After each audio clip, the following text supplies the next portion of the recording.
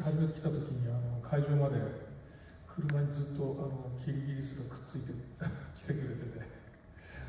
窓にずっとくっついてたんですけど、なんかイソップ童話に出てくるアリとキリギリスのキリギリスは、年がら年中歌ばっかり歌ってるってキャラクターで出てくるんですけど、なんか映画音楽祭らしいなんかお出迎えを受けたなと思って、思わずスマホで動画を撮っちゃいました。 네, 그리고 처음 이곳에 와서 이제 도착해서 호텔에서 여기까지 오는데 차를 타고 오는데 밖에 그 찬창에 조그만 그 귀뚜라미가 계속 붙어서 바람에 흔들리면서도 계속 붙어 있었습니다. 그래서 사실 뭐 이소부화 같은 데도 나오잖아요. 뭐 개미와 귀뚜라미 해서 뭐 계속 귀뚜라미 노래만 계속 부르는 약간 그런 곤충으로 나오는데, 여기서 또 이게 음악 영화제다 보니까 계속 그런 부분들이 조금 이렇게 연결이 되는 것 같아서 정말 이런 음악 영화제의 초대를 내가 제대로 받았구나라는 생각에 제가 계속 핸드폰으로 그 장면을 촬영을 했습니다. 어쩜 여기까지 오시는 과정도 릴리슈슈적인 여정을 겪으셨는지, 이번 제천에서 여러 편의 감독님의 영화들을 상영을 합니다. 3편의 영화를 상영을 하는데요. 한국 관객들이 일본 영화와 접점을 가지는 경로는 저마다 좀 다르겠지만, 이와이 슈즈라는 이름은 한국 관객들에게 일본 영화를 만나는 첫사랑 같은 느낌이라고 좀 해야 할까요? 시간 순서대로 스왈로우테일 버터플라이라는 작품이 있고요. 그리고 릴리슈슈의 모든 것, 그리고 오늘 보신 키리의 노래까지 3편의 영화를 제천은 상영을 합니다. 감독에게 소중하지 않은 작품은 없겠지만, 이번에 제천에서 상영하는 이 3편의 영화들을 향한 애정이 좀 각각 어떻게 다른지 어려운 질문 한번 여쭤보려고 하고요. 음악이라는 그 느슨한 공통의 키워드가 이 3편에 있지만, 각각 어떤 키워드로 한국의 관객들께 각각의 영화를 소개하고 싶으신지도 여쭤보고 싶습니다.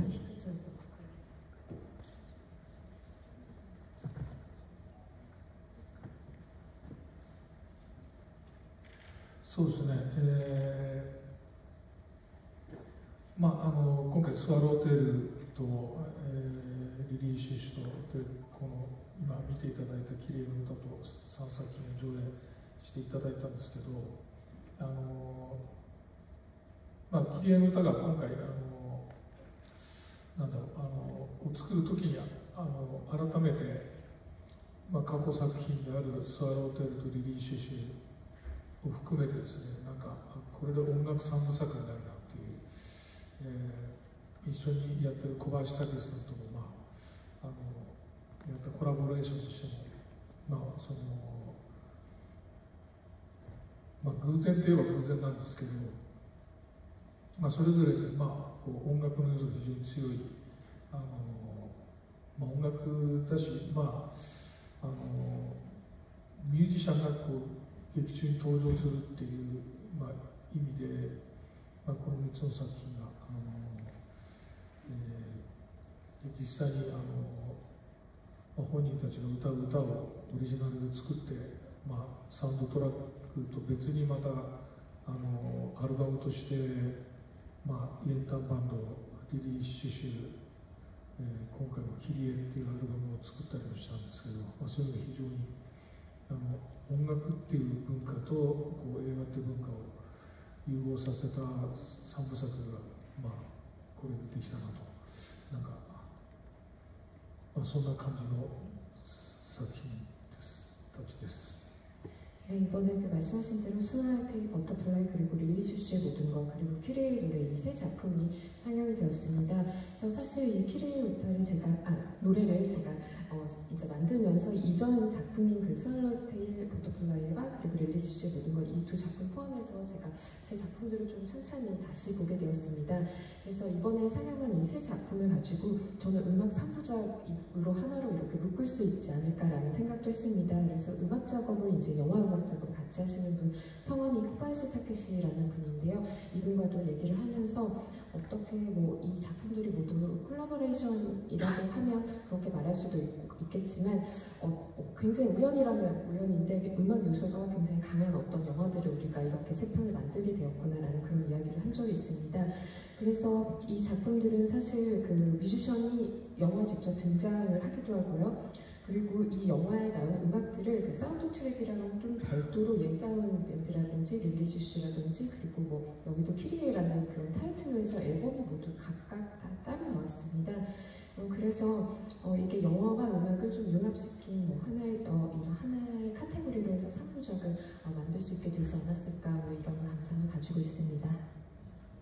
저는 키리에의 노래를 본 이후에 일본에 여행을 가게 되면 거기서 기타 말고 캐리어를 끌고 어딘가로 가는 여자들을 보면 항상 키리에가 생각이 날 정도로 이 영화가 저에게 이미지로서 남긴 잔약이 굉장히 세거든요. 그래서 그 중에 하나는 또 음악이 저에게 어떤 감흥의 광폭을 일으키기 때문인 것 같은데, 말씀하신 것처럼 이번에 제천에서 상영하는 3부작을 포함해서 언제나 이와이 슈지 감독의 영화에는 음악이 중요하게 놓였지만 특히 이번 3부작처럼 음악이 중심에 놓이는 영화의 경우에는 그렇게 음악을 중심으로 사용하고픈 이야기가 좀 직감적으로 떠오르시는 편인 건지, 혹은 언어로 전할 수 없는 어떤 상황들의 이야기에 음악이라는 연출의 방식을 적극적으로 사용하게 되시는 것일지, 그 선호 관계에 대한 생각들이 좀 궁금합니다.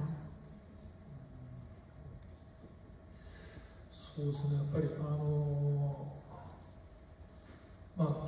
まず音楽が好きだったっていうのはすごくあると思うんですけど、学生時代に本当に僕らも8ミリフィルムっていうフィルムを使って学生時代映画を撮ったりしてたんですけど、もう最初の頃から物語を作ってそれを撮影するっていうことよりも映像を撮ってそれに音楽をくっつけるっていうのが最初楽しくて始めたみたいなところがあって、今で言えば皆さんがやってるTikTok とかショート動画みたいなものに近い、もう単純に本当最初そういうことで始めた気がするんですけど、そのうちだんだん物語を作ることが楽しくなってきて、で最後の方ですね、大学の最後ぐらいに作った作品は自分で本当に作曲してサントラを作ってみたいなことまでやってて、で今その辺の曲を改めて聴いてもあんまり今の趣味と変わってなくてでそのうちの一曲はその後「花とあり殺人実験」っていう映画の主題歌になった曲が実は学生時代に作った曲で、最近去年この映画の主演のアイナ・ジ・エンドさんと一緒に映画のキャンペーンということで短編映画を作ってそれも公開したんですけど「夏至物語」っていう、僕が映画を撮る前2年ぐらい前に作ったやっぱり短編をアイナさんでリメイクセルフリメイクしたんですけど、そこでそれのテーマ曲というかオープニングだったりクライマックスで流れてる曲っていうのがあって、それも学生時代に実は作ったスコアをそこで復元してっていう感じでその学生時代のその曲も夏の映画だったんで夏至物語も夏の物語だったんで夏の曲なかったかなと思ったら真っ先にその曲を思い出してそれを使ったりして、なので元からもう本当に好きだったっていうのは大きかったと思うんですけど、そうなると本当にどちらかというと映像を撮りながらもそこで音楽が鳴ってしまってるタイプの映像作家なんだろうなと思うんですね。だから逆に自分から音楽を切り離そうとしてもなかなか切り離せないというか、そういう感じなんで僕にとってはその3部作じゃなくても映画は音楽だしっていう音楽は映画だしっていう、まさにこのチェチェンの映画音楽祭のもう本当にこの映画祭の申し子のようなもっと映画音楽人ですみたいな感じが、まあ、僕なんじゃないかと思ったりします。 네, 지금 그 질문해주신 것에 이제 답변을 드리자면,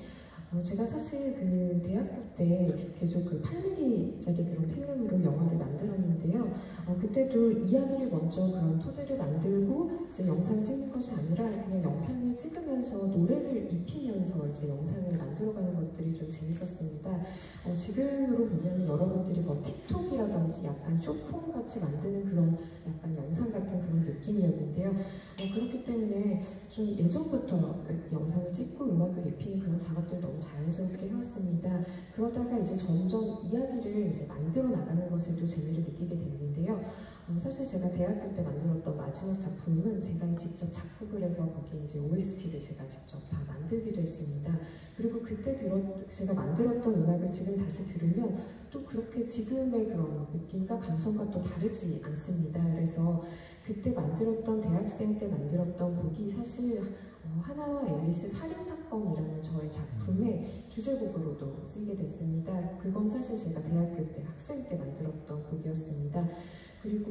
여기 이 영화에서 또 주연을 맡으신 아이나디 앤드라는 분과 함께 제가 단편 영화도 하나 찍었습니다. 하지 이야기라는 이제 여름 이야기인데요. 이제 그런 캠페인으로 같이 프로모션으로 같이 만들게 되었는데, 제가 이 영화를 만들기 2년 전에 제가 만들었던 단편을 셀프 리메이크했습니다. 제 스스로 다시 한번 만든 그런 작품입니다.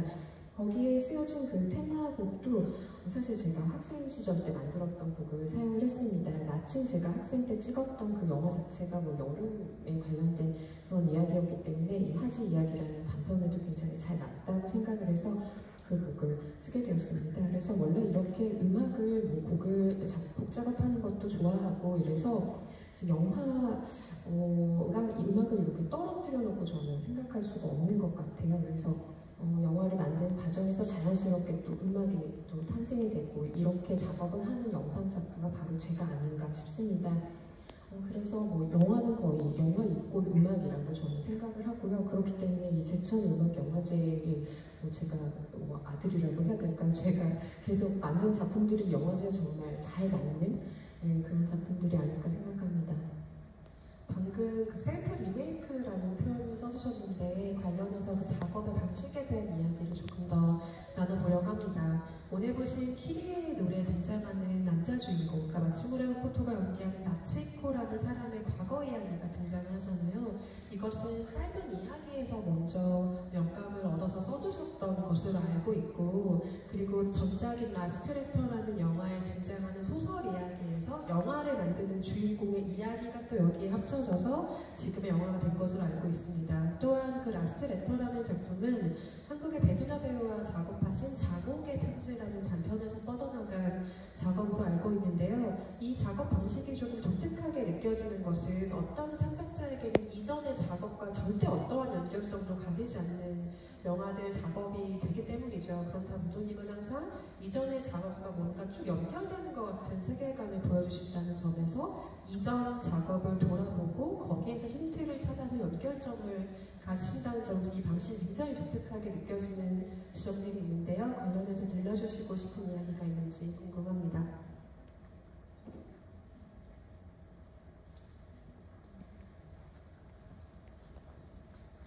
そうですね。まあ最初の頃はそういったことに無意識だったんだと思うんですけど、最近は逆にすごく意識的にそういうアプローチをしてるなと思うんですけど、なんだろうな、物語作るのっていろんなアプローチの仕方があると思うんですけど、なんだろうな、皆さんもトライしてみると分かるかもしれないですけど、じゃあなんか物語考えようって、じゃあこんな物語を考えよう、あんな物語を考えよう、オチをどうしよう、って考えていくと思うんですけど、なんかこう、そのプロットであったり、脚本であったり、この中で完全にこう閉じてしまっている物語をなんか最初はどうしても作りがちなんだと思うんですけど、なんかそこのなんか入り口と出口は開けっぱなしにしといた方がいいかなっていうのは最近すごく思っていて、だからそれはなんだろう自分が作った作品同士の関連性でもあるし、あと自分がやっぱり若い頃見て影響を受けた作品だったり、最近で言えば漫画だったり、なんかそういったものとの間もどこかで何かつながっているような、なんかそこをオープンにすることで、もっと言うと今の社会そのものだったり世界だったりとも全部こうオープンでつながっている中で起きている何かっていうふうな捉え方を割と最近はしているというか、だからその方が非常にこう物語を紡ぎやすいというか、そんな気がしてます。 네, 사실 저는 이런 작품을 만들 때 좀 의식적으로 그런 접근법을 계속해 나가려고 생각을 하고 있습니다. 그래서 여러분들이 이야기를 뭔가 만들려고 할 때 여러분들께서는 어떻게 접근을 해 나가는지는 잘 모르겠습니다.만 예를 들어 뭐 이야기를 이런 이야기가 있다라고 했을 때 뭐 결말은 어떻게 할지 뭐 이런 생각들을 다 하시잖아요. 그런데 어떤 이 뭔가 플롯이나 각본을 짤 때 이 닫힌 이야기로 만들면 조금 어렵다라는 생각이 들어서 처음부터 저는 약간 이것을 입구와 출구를 조금 털어놓는 게 좋겠다라는 생각을 해서 그거를 다 입구와 출구를 다 열어놓은 채로 이야기를 만드는 편입니다. 그래서 제 작품들 간의 그런 연관성이라든지 아니면 제가 영향을 받은 다른 영화 작품 또는 제가 좋아하는 만화라든지 이런 부분에 있어서의 다 모두 연결 같은 것들을 잘 지켜나가려고 합니다. 그래서 이런 것들을 다 관련성을 가지게 하고 어떤 한 편의 가능성을 다 열어놓고 또 나아가서는 어떤 이 사회와 세계와의 또 그런 관련성 같은 것들을 잘 가지고 있으면서 또 그런 여러 가지 가능성들을 열어놓고 그런 식으로 작업을 하는 게 좋은 것 같다는 최근에는 더더욱이 그런 생각들을 많이 하게 됩니다.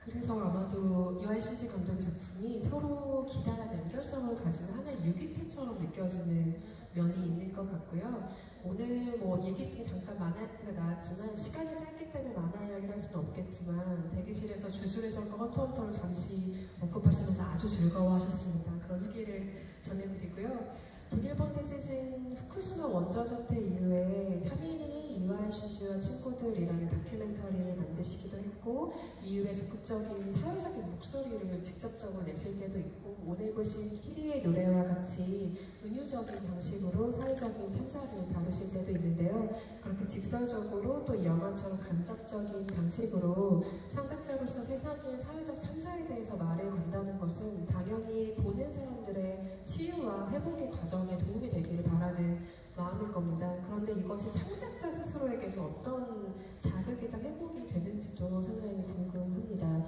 누군가에게 말을 걸기 위해서 만드는 창작 작품이지만 창작자 자신에게도 회복과 치유의 과정이 필요하다는 생각도 들거든요.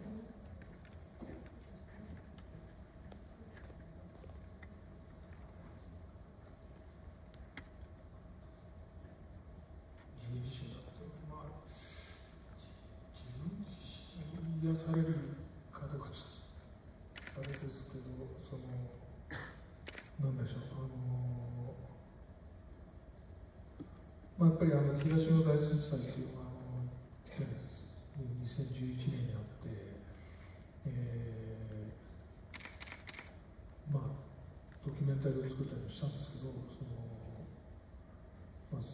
その翌年に、NHK っていう日本の公共放送から頼まれて「花は咲き」っていう曲を、作ったんですけど、それが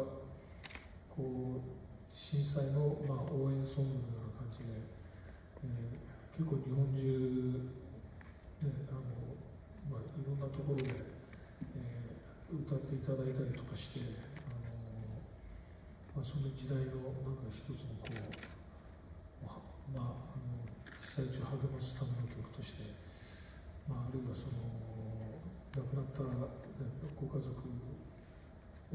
追悼するための歌としていろんなところで歌っていただいたっていうこともあって、その自分の、一番本業であるですね、映画だったり、小説だったりっていうところでその、いずれいつかはそのこの震災をテーマに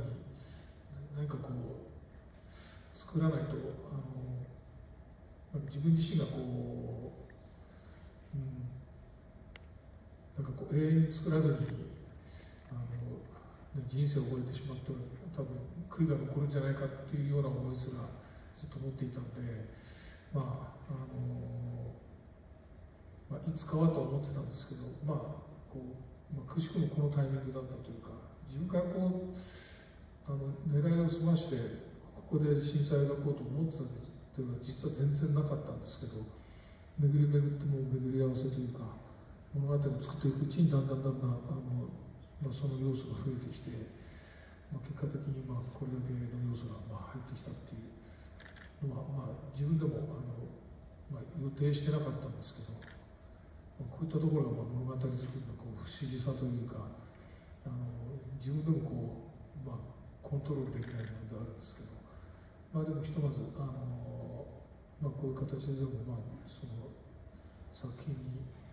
できたことは少しほっとしているというかいうところであります。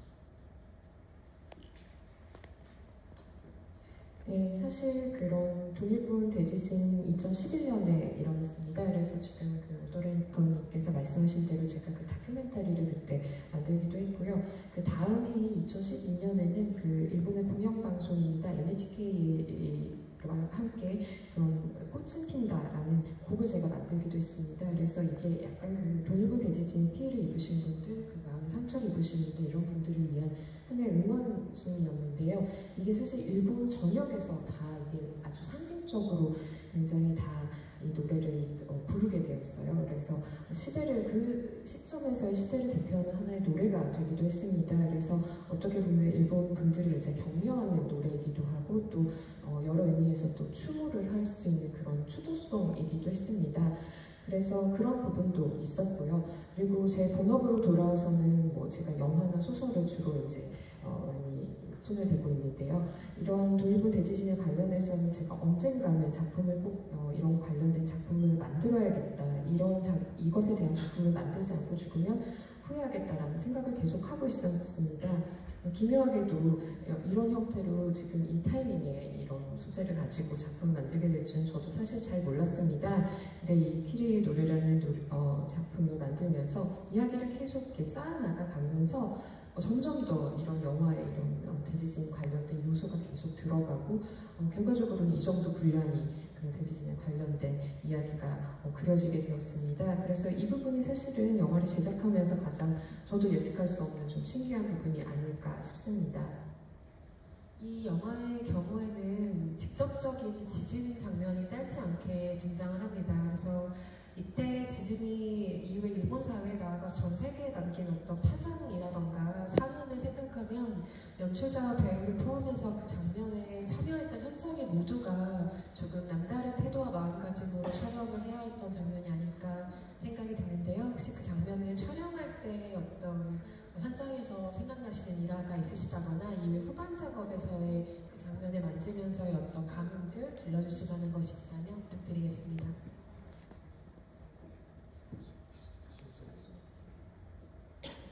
いやなかなかそうですね、震災を描くといっても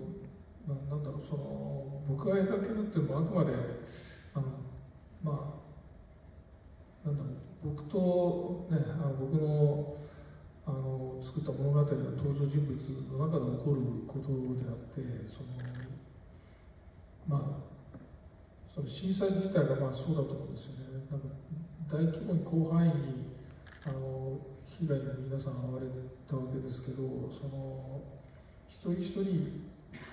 ご家族ということで考えたら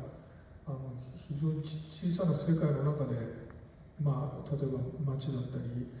学校だったりっていうところの中でこう仲間がいなくなってしまったとか、そういうことが至るところで起きたっていうようなことだったと思うんで、その全体をなんか総括して描くことも到底不可能だし、それをやろうと思ってたわけじゃなくて、あくまでなんかパーソナルな非常に個人的なその物語を一つでいいから作ろうっていうのは思ってたところで、なので被災されたね人たちのルポルタージュとかいろんなものをもちろん目にもしてたし読んだりもしてたんですけど、おそらく自分の大切な人を亡くしてはいるけど、そのことを周りに誰にも言ってないって人もきっといるだろうっていうのが、僕が、夏彦っていう登場人物を、創作した一番きっかけではあったんですけど、そこは多分なかなか表には出てこない部分としてでもきっとあるだろうっていうのがあって、僕はそこにまず寄り添おうとしたというか、そういう感じでしたね。네, 사실 이 영화에서 지진 장면이 좀 표현이 되긴 합니다만, 사실은 여기서 영화상에서 일어나는 그런 지진 장면은 저와 그리고 영화상의 그 등장인물이 경험하는 그런 지진입니다. 사실은 실제로는 현실 세계에서 굉장히 광범위한 피해가 있었잖아요. 근데 사실 여기 영화에서는 어떤 작은 그런 동네라든지 학교라든지 이런 약간 그 일부분만 보여지게 됩니다. 그래서 사실은 그런 동일본 대지진에 대한 전체적인 이런 그런 묘사 같은 것을 하는 것은 도저히 저는 할 수 없는 일이기 때문에요. 개인적인 이야기를 하나라도 좀 넣어보자라는 그런 의도에서 이 장면들을 넣게 되었습니다. 그래서 사실은 그 피해를 입으신 분들이 굉장히 소중한 사람이 이렇지만 그것을 주변에 얘기하지 못하는 사람들도 분명히 있을 거라고 생각합니다. 그렇게 해서 이제 설정이 된 것이 이제 나츠이코라는 이런 캐릭터이고요. 그래서 사실 이렇게 굉장히 소중한 사람이 있고 마음의 상처를 입었지만 겉으로 드러나지 않는 그런 분들도 계시지 않을까라는 생각에서 또 그런 이야기들을 넣어봤습니다. 초반에 루카가 말을 하지 않는 어린이로 등장을 하는데 결국 자신만의 목소리로서 세상의 노래를 전달하는 키리라는 인물이 되어가는 건 역시 방금 말씀하신 것과 마찬가지 연결을 가지는 의미이겠죠. 여기서 키리를 연기한 아이나 디엔드는 연기 경력이 전혀 없던 뮤지션입니다. 이 영화를 통해서 연기를 처음 경험한 배우인데요. 이 배우가 놀랍도록 훌륭한 연기를 이 영화를 통해서 선보이게 되죠. 루카와 키리의 이 두 역할을 모두 이 배우가 연기를 하는데 성인이 된 루카와 키리예요. 이 두 사람은 그 중에서 자매인 동시에 조금 더 확장성의 의미를 가지는 것이라면 각각 자신이 가졌었거나 혹은 가질 수 없는 서로의 미래처럼 보이는 면이 있습니다. 왜냐하면 단적으로 키리가 죽지 않고 살아 있었다면 루카의 삶을 살았을 수도 있다는 어떤 가정이 계속해서 머리에서 남기 때문인데요. 같은 배우가 이것은 1인 2역을 맡아서일 수도 있겠다는 생각이 듭니다. 그래서 아마도 동일한 배우에게 이 두 역할을 모두 맡기신 것은 어떤 자매인 것을 떠나 새로운 연결성 같은 것을 생각하신 것이 아닐까 궁금해서 이 두 캐릭터, 루카와 키리의 관계성을 어떻게 생각하셨는지도 궁금하고요. 그리고 감독님의 작품에서는 종종 같은 이름으로 동일 인물로 오해가 좀 되거나 아니면 1인 2역을 한 배우가 소화하는 경우들이 있는데 그 비슷한 두 사람에 대한 모티프, 이것은 이 장치에 대한 특별한 선호가 있으신 것인지도 궁금합니다.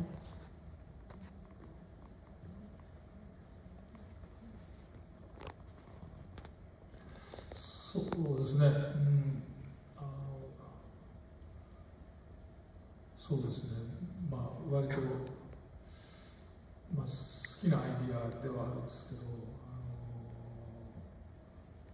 学生時代にそういう同一人物で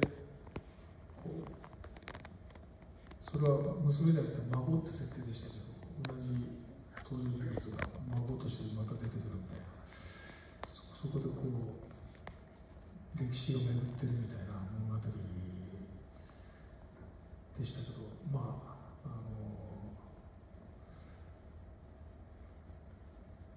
昔子供の頃にアンデルセン物語のアニメをがテレビでやってて、そこに出てきた物語にちょっとそういうお話があってですね、なんか、それがずっと胸に残ってて、なんかことあるごとにそれをやりたくなってしまうっていうのは、あるんだと思うんですけど、ただ今回の、キリエとルカに関しては夏彦っていう主人公のある種の宿命としてずっと背負っていかなきゃいけない何かっていうところでそこで別な役者さんを立てるかどうかって迷いもあったんですけど、これはもう純粋にルカが成長して、綺麗な面影を持つことが非常に重要なんじゃないかと思ってこういうまたそのアイデアを使ってしまったっていう感じなんですけど、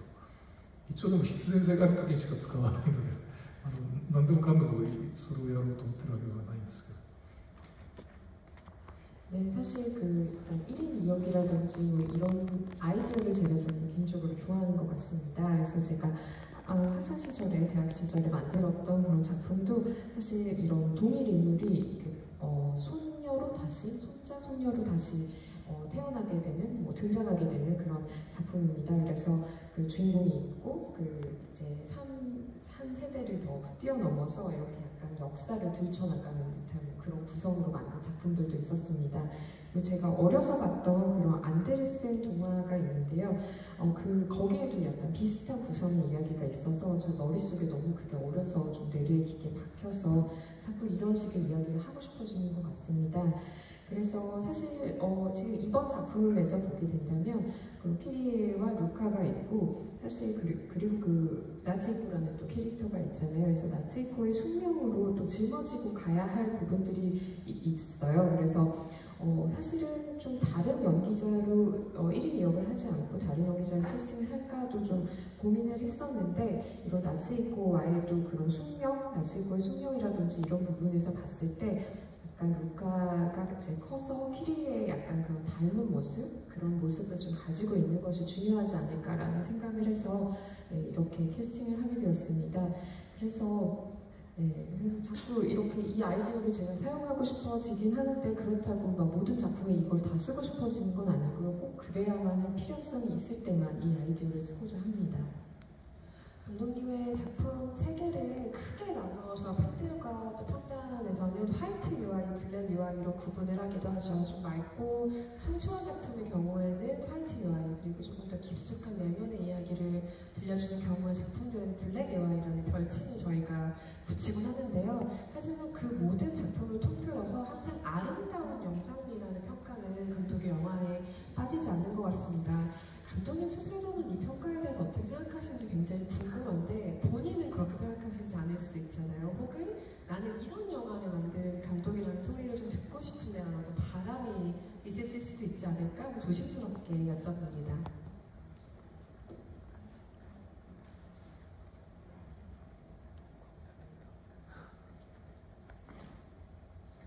そうですね、でも本当に、ね、学生の時になんか映画を作ってる時から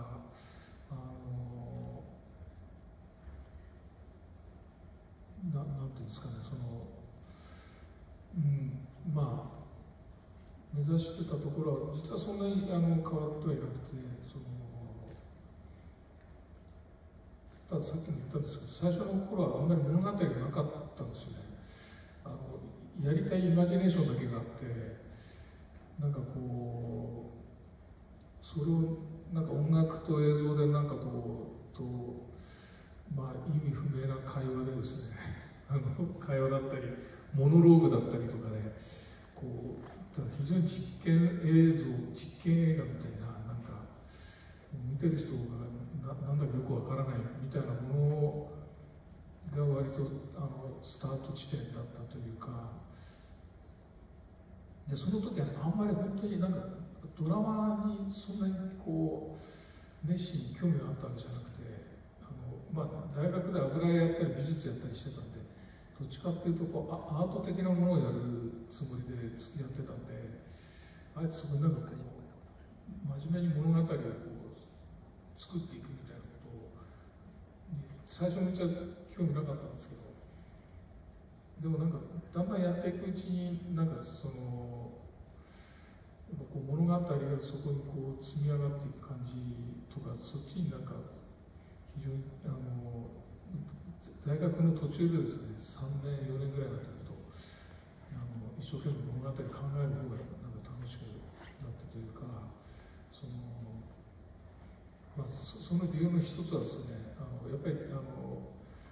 学生ながらにやっぱり見てもらう人がいるわけですよ。友達だったり、たまたまこう学園祭で偶然見に来てしまったお客さんだったりっていう、やっぱそういう人たちの反応を見てて、こう意味不明だとみんなこうなんか誰も納得せずにこうなんか会場を後にする姿を見てですね、やっぱその人たちともうちょっと共感し合いたいなっていうのがやっぱあって、そういったことも多分いろいろあって、だんだん物語的なものをこう大切に思うようになってきて、で、ある時もう本当に大した映画じゃなかったんですけど、本当にちょっとコメディタッチな映画を作った時に、なんか出てきたお客さんが女の方でしたけど、泣いてたんですよね。もうその瞬間になんか魔法をかけられたというか、なんか、で結局今ここに自分がいるみたいな、なんかこの仕事を選んでしまったっていう、なんかそういった全てがなんか、大学時代になんか全てのきっかけがあそこにあったなっていうふうに、今更ながら思ったりします。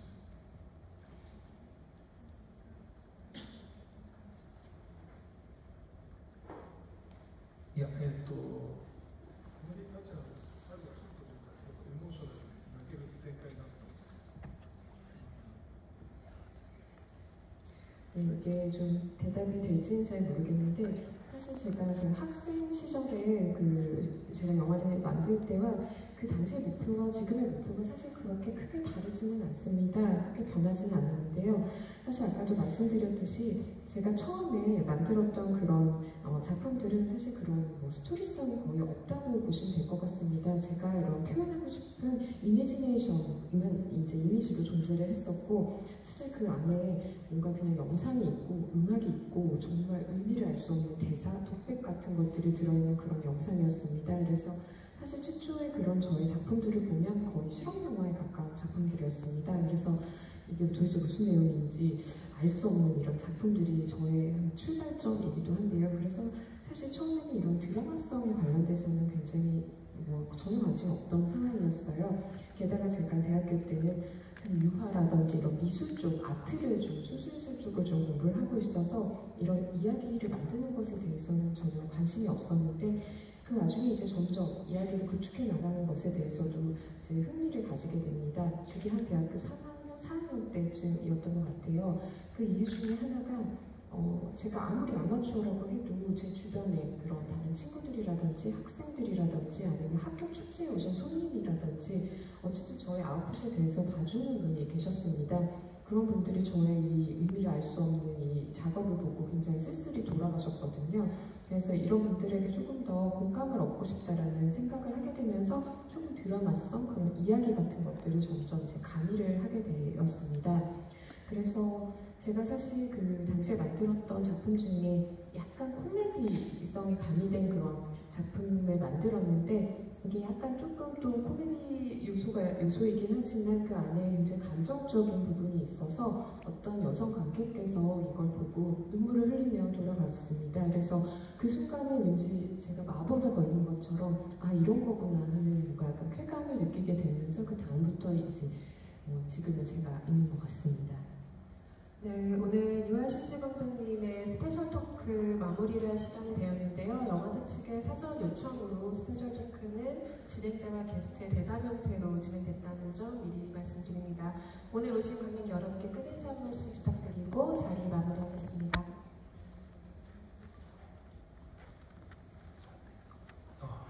네, 本当に今日はおお越しいただきまして、ありがとうございます。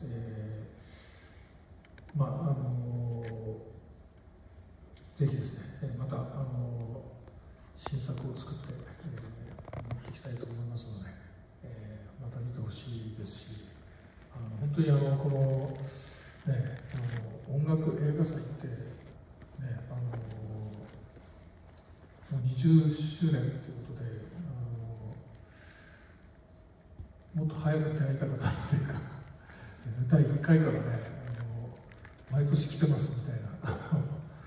ふうにしたかったんですけど、今回初めて参加させていただいたんですけどね、本当にぜひ用がなくても拾ってほしいなと、すごい楽しい珍しい、日本にもないですよね、音楽と映画が一体化している、それをテーマにしてくださいって、非常に僕もとってもこのコンセプトに共感できるし、気に入ってますので、ぜひまた読んでいただけたら駆けつけようと思ってます。今日はどうもありがとうございました。 오늘 이렇게 와주셔서 감사합니다. 그리고 이제 다음 작품으로 또 다시 여러분들께 선보이고 또 제 작품 다음 작품도 여러분들 많이 봐주셨으면 좋겠습니다. 그리고 이 제천국제음악영화제가 벌써 20주년이라고 하는데 왜 저를 더 빨리 불러주지 않았는지 좀 궁금합니다. 사실 1회 때부터 제가 매회 와도 좀 이상하지 않을 것 같은데요. 그래서 제 작품이 없더라도 저는 이 영화제에 꼭 오고 싶기 때문에 다음에도 꼭 불러주셨으면 좋겠습니다. 일본에도 이런 음악 영화를 이제